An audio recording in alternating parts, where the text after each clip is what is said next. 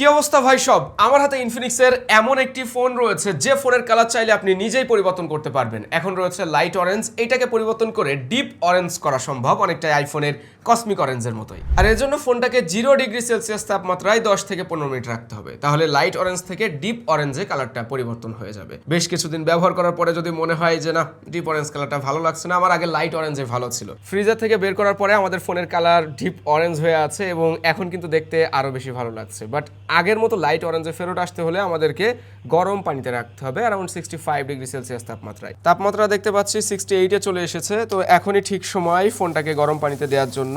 যেহেতু 68 নাই, তাই আমি পলি ডাবল করে নিয়েছি যেন কোনো রকম ফোনের ভিতরে পানি প্রবেশ না করে। একটু গিট বেঁধে দিব, যে হাওয়াটা থাকবে মানে ওই যে বাষ্প এক প্রকার গরম পানি, সেটা ফোনে লাগলে আরও দ্রুত এটা কাজ হবে। ফোনটাকে নিচের দিকে রেখে এবং পলির মুখটা আমি উপরের দিকে রাখবো যেন কোনোভাবেই পানি ফোনের ভিতরে প্রবেশ না করে। ওকে, তো ঠিক এইভাবে রেখে দিতে হবে। অলরেডি কিন্তু লাইট অরেঞ্জ এক পাশে চলে এসেছে, আমরা দেখতে পাচ্ছি ওই যে কোনায় তাপ লাগছে আর লাইট অরেঞ্জ হয়ে যাচ্ছে। আর ফোনটার মডেল হলো ইনফিনিক্সের হট 70, যে ফোন 6টি কালারে পাওয়া যাবে, যার ভিতর থেকে থার্মো অরেঞ্জ শুধুমাত্র আমার হাতে থাকা এই কালারটার কালার আপনি পরিবর্তন করতে পারবেন। বাকিগুলোও দেখতে সুন্দর, আমরা ইমেজগুলো স্ক্রিনে শেয়ার করব। এখন অনেকেই এই কালার চেঞ্জিং ব্যাপারটা দেখে ফোনটা নেওয়ার জন্য হয়তো বা ঝাঁপিয়ে পড়বেন, কিন্তু নতুন নতুন এই জিনিসটা ভালো লাগলেও কিছুদিন পরে আর অতটা প্রয়োজন আপনার আসবে না, যেটা বাস্তব কথা। আপনি যতদিন ফোনটা ব্যবহার করবেন ততদিন আপনার প্রয়োজন হবে এর পারফরমেন্স, ব্যাটারি, ডিসপ্লে, ক্যামেরা, এই দিকগুলোতে আসলে কেমন কি হলো, মানে এই ফোনের ভালো দিক কি কি রয়েছে, মন্দ দিক কি কি রয়েছে, সেই বিষয়গুলি জানাবো আজকের ভিডিওতে। শুরুতে তাহলে প্রাইস নিয়ে কথা বলা যাক। এই ফোন আপনারা দুইটা ভেরিয়েন্টে পাবেন, 4 128GB 18,999 টাকা, এবং আরো একটা ভেরিয়েন্ট রয়েছে 2GB বেশি র্যাম 6 128GB 21,999 টাকা। তবে যারা আরো একটু বেশি র্যামের চাহিদা রাখেন তাদের জন্য 8 128GB ভেরিয়েন্টও বাজারে আসতে চলেছে, যেটা কিনা আগামী সপ্তাহের শুরু থেকেই মার্কেটে অ্যাভেলেবেল হবে। ফোনের দামটা শুনে হয়তোবা অনেকেই হতবাক যে 4GB 6GB র্যামের ফোন এখন 20,000 টাকা প্রাইস সেগমেন্টে। এটার অবস্থা সামনে আরো ভয়াবহ হবে ভাই। স্মার্টফোনের মার্কেট কিন্তু এখন আর আগের মতো নেই। চিন্তা করে দেখেন, যেখানে কিনা আমরা আগে 4GB 6GB র্যামের ফোন পেতাম 10 12 সর্বোচ্চ 15,000 টাকায়, সেখানে 20,000 টাকায় চলে এসেছে। এখন আপনি যদি মার্কেটে কোনো একটা স্মার্টফোন কিনতে চান বা যান নিজে, তাহলে দেখতে পারবেন 20,000 টাকা প্রাইসে আগে যা কিছু পেতেন ফোনের ভিতরে, এখন ডবল প্রাইস মানে 40,000 টাকা দিয়েও সেরকম জিনিসপত্র পাচ্ছেন না, সেরকম স্পেক আপনি ফোনের ভিতর দেখতে পাচ্ছেন না। গ্লোবালি চিপসেট এবং স্টোরেজের সংকট এখন এমন অবস্থায় চলে গিয়েছে যে স্মার্টফোনের মার্কেট একেবারে অস্থিতিশীল অবস্থায় চলে এসেছে। তবে কনজিউমার ভাই এত তালবাহানা শুনতে চায় না, তারা সবসময় ভ্যালু ফর মানি ডিভাইস চাই। সেই জায়গাটায় ইনফিনিক্সের হট 70 ফোনটা কোন অবস্থানে রয়েছে চলেন সেটাই জেনে আসি। ফার্স্ট অফ অল, ফোনটার ডিজাইনটা খুবই সুন্দর, আমার কাছে বেশ ভালোই লেগেছে, ইউনিক লাগছে। কালার চেঞ্জিং এর ব্যাপারটা তো শুরুতেই জানলেন আপনারা, এবং এই ফোনটা হাতে নিয়ে একটা ব্যাপার ফিল করলাম, বেশ সফট, অনেকটাই নিউ বর্ন বেবির মতো ফিল দিচ্ছে। মানে নতুন বাচ্চা হলে তুলতুলে সফট একটা ফিল দেয় না তাদের গায়ে হাত দিলে, ফোনটা যখন আপনি হাতের ভিতরে নেবেন, রেয়ার প্যানেলের এই মানে ফিনিশিংটা, এর যে ম্যাটেরিয়াল, সেটার যে ফিনিশিংটা দেওয়া হয়েছে, যে টেক্সচারটা দেওয়া হয়েছে, ওই ব্যাপারটা আপনার ফিল করতে বাধ্য করবে যে আপনি কোনো সফট রাবার এই টাইপের জিনিসের উপরে মনে হয় হাত দিচ্ছেন। ফোনের থিকনেস কমই বলা যায়, 7.49mm, 195 গ্রাম ওয়েট দেখলাম। সব মিলিয়ে হাতে ধরতে বেশ কমফোর্টেবল লাগছে। লং টাইম যদি আপনি ব্যবহার করেন, কন্টেন্ট এক্সপিরিয়েন্স করেন, হাত ব্যথা হবে, পেইন হবে স্বাভাবিক, তারপরেও এটা একটু আরামদায়ক মনে হলো আমার কাছে। থিকনেসের তুলনায় ব্যাটারি বড়, এখনকার ফোনে আমরা এরকমই দেখতে পাচ্ছি। 6000 mAh এর ব্যাটারি রয়েছে, 45 ওয়াটের চার্জিং সুবিধা, এবং ইনফিনিক্স ক্লেম করছে যে 0 থেকে 50% চার্জ উঠবে অনলি 25 মিনিটসের ভিতরেই। বক্সের সাথে চার্জার, কেবল, ওয়ারেন্টি কার্ড, সাথে খুব সুন্দর একটা কেস পেয়ে যাবেন, সেমি ট্রান্সপারেন্ট, এবং সাইডে সিলিকন রাবার রয়েছে। আমার কাছে মনে হলো এটা ফোনের কালারের সাথে মিল রেখেই হয়তোবা দেওয়া হবে। বেশ প্রোটেক্টিভ আছে কেসটা। এই ফোনে এইচজিএস এর 5 স্টার ড্রপ রেজিস্ট্যান্স সার্টিফাইড আছে, এমনিতে হাতে নিলে বোঝা যাচ্ছে যথেষ্ট ডিউরেবল। তবে IP65 water and dust rating দেওয়া হয়েছে, যেখানে আমি 68 বা 69 কে আশা করেছিলাম। এই প্রাইস সেগমেন্টে অনেকেই দিচ্ছে, এবং এই ফোনের জন্য IP68 বা 69 কে দরকার ছিল। কারণটা খুলে বলি, ফোনের কালার চেঞ্জ করতে যেয়ে আপনাকে কখনো ঠান্ডাতে কখনো গরম পানিতে এরকম সিচুয়েশনে রাখতে হবে। এখন 65K রেটিং যখন ডিপ ফ্রিজের ভিতরে বা ফ্রিজারের ভিতরে রাখবেন 0°C তাপমাত্রায়, ফলে যদি ইন্টারনাল ড্যামেজ হয় ওয়ারেন্টি কিন্তু পাবেন না। এরপরে আবার 65°C তাপমাত্রা কোনো একটা ভালো পলির ভিতরে দিয়ে দেন পানিতে দিতে হবে। কারণ পলি ভালো দিলাম, তারপরে যদি কোনোভাবে গরম যেহেতু পানিটা ভিতরে চলে যায় পানি, সেই ক্ষেত্রে কিন্তু ওয়ারেন্টি পাওয়া যাবে না। আবার 65°C এইটা কি স্বাভাবিক তাপমাত্রা? স্বাভাবিক তাপমাত্রা না। এরকম তাপমাত্রায় যদি আমরা প্রতিনিয়ত এই ফোন রাখি, ওই কালার চেঞ্জ হচ্ছে, দেখতে ভালো লাগছে বলে, সেই ক্ষেত্রেও কিন্তু ইন্টারনাল ড্যামেজ হয়ে যেতে পারে। সো আমার মতে কালার চেঞ্জ হচ্ছে এটা ভালো, একটা নতুন টেকনোলজি, কিন্তু প্র্যাকটিক্যাল মনে হয়নি অতটাও, বিশেষ করে স্মার্টফোনের জন্য। স্ক্রিনে কি ধরনের প্রোটেকশন আছে এই ব্যাপারে কোনো ক্লিয়ার ইনফরমেশন নাই। বডি ফ্রেম প্লাস্টিকের, তবে ম্যাট ফিনিশিং এবং অ্যালুমিনিয়াম কোটিং, দেখতে অ্যালুমিনিয়ামের মতোই মনে হয়। রেয়ার প্যানেলটাও প্লাস্টিকের। ক্যামেরা বাম্পটা হট সিরিজে যেমনটাই দেখি, বাট সাইডে গ্লসি ফিনিশিং দেওয়া হয়েছে এবং এখানে অ্যাক্টিভ হ্যালো লাইট। রাইটে অরেঞ্জ কালারের একটা ওয়ান ট্যাপ বাটন দেওয়া হয়েছে, এআই বাটন এটা। টপে সেকেন্ডারি স্পিকার, আয়ার রিমোট এই ক্যামেরা বাম্পের ভিতরে আছে। 3.5mm অডিও পোর্টটা নাই। ও হ্যাঁ, আর একটা বিষয় হলো রাইটে সাইড মাউন্টেড ফিঙ্গারপ্রিন্ট দেওয়া হয়েছে, কারণ এই ফোনটাতে ডিসপ্লে রয়েছে IPS LCD। ডিজাইন পার্টে সব মিলিয়ে ফোনটা দেখতে সুন্দর, ডিউরেবল মনে হলো, কিন্তু ওয়াটার অ্যান্ড ডাস্ট রেটিং এর ওই জায়গাটায় বেশ ভালোই পিছিয়ে রয়েছে সময়ের তুলনায় আমার কাছে মনে হলো। চলেন ডিসপ্লে এবং বাকি দিকগুলো কি অবস্থা জেনে আসি। 6.78 ইঞ্চের যে ডিসপ্লে প্যানেলটি এখানে বসানো হয়েছে সেখানে 120 হার্জ আছে এবং এটা IPS LCD প্যানেল, সাথে HD+ রেজলিউশন। 22,000 টাকা প্রাইস, আবার লোয়ার ভেরিয়েন্টের হিসাব করলো সেখানে 19,000 টাকা প্রাইস।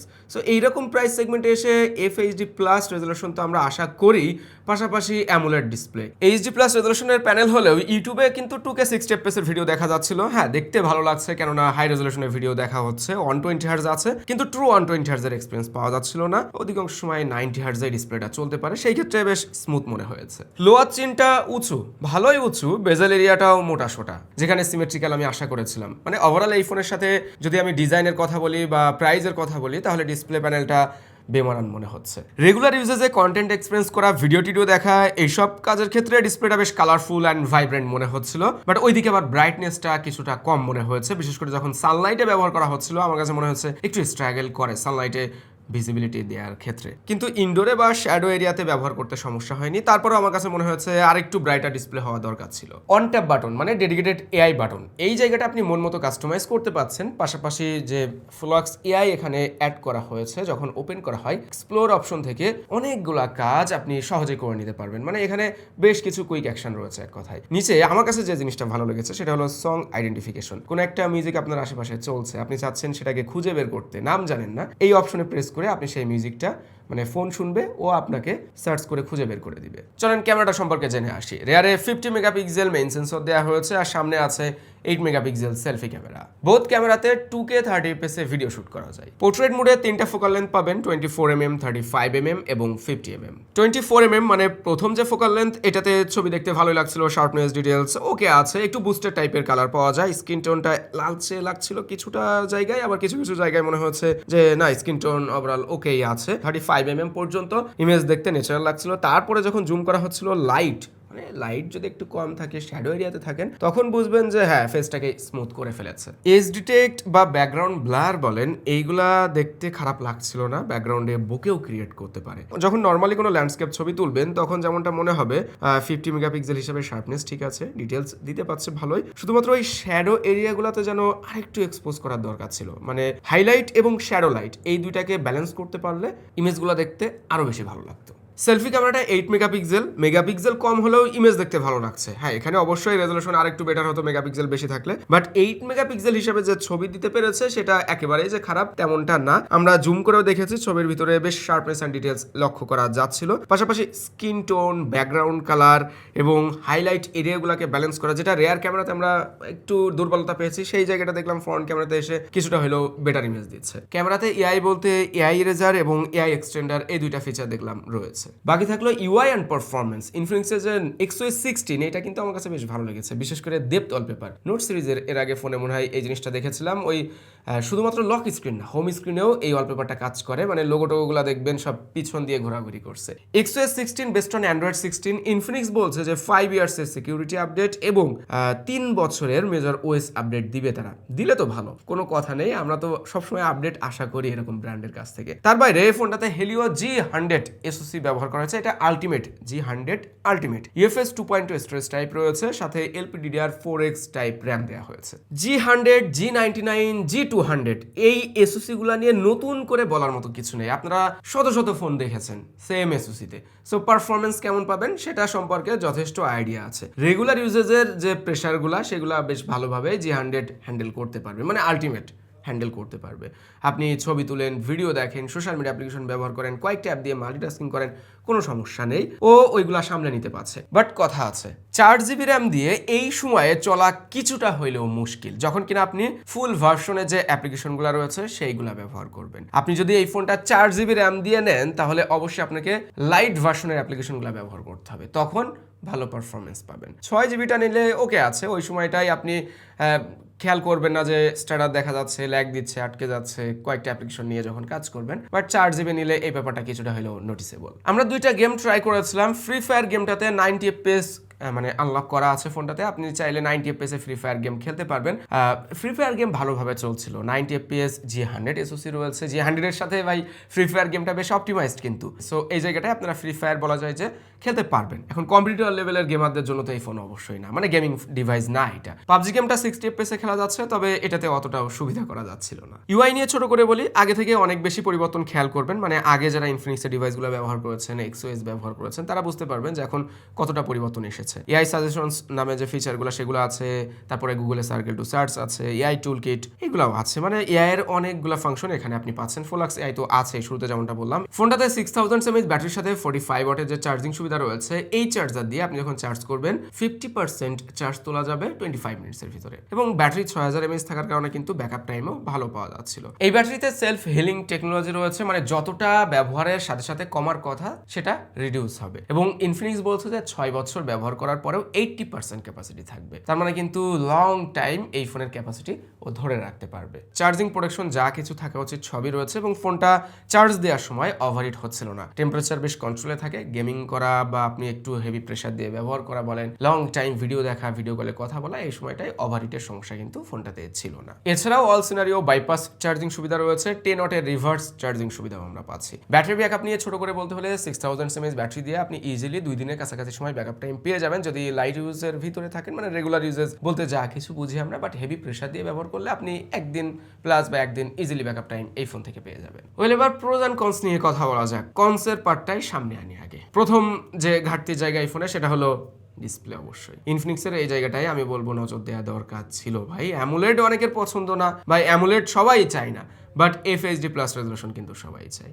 পাশাপাশি চিন বেজেল এরিয়াটাও বড় হয়ে গেছে, ফোনের ডিজাইনের সাথে মানানসই হচ্ছে না। দ্বিতীয় যে ঘাটতির জায়গা সেটা হলো এই ফোনের IP রেটিং, শুরুতেই ক্লিয়ার করেছি। আর SoCটা নিয়ে বলতে হয়, সেটা হলো এখন 5G সময় চলে এসেছে, 5G SoC আস্তে আস্তে মার্কেটে আমরা দেখতে পাচ্ছি এরকম প্রাইস সেগমেন্টে। সো ইনফিনিক্সেরও দরকার ছিল 5G তে মুভ করা এই প্রাইসে অন্তত। এবার আসি প্রোজের পার্টে। এই ফোনটা প্রথমে আমার ভালো লেগেছে ডিজাইনের জন্য, বেশ ইউনিক লাগছে ডিজাইনটা, হাতের ভিতরে নিলেও অনেকটাই ভালো ফিল পাচ্ছিলাম, এবং মাল্টিপল কালার ভেরিয়েন্ট। দ্বিতীয়ত battery backup and charging speed, এটা গুড অ্যান্ড আপ এই বাজেটে আমি বলবো।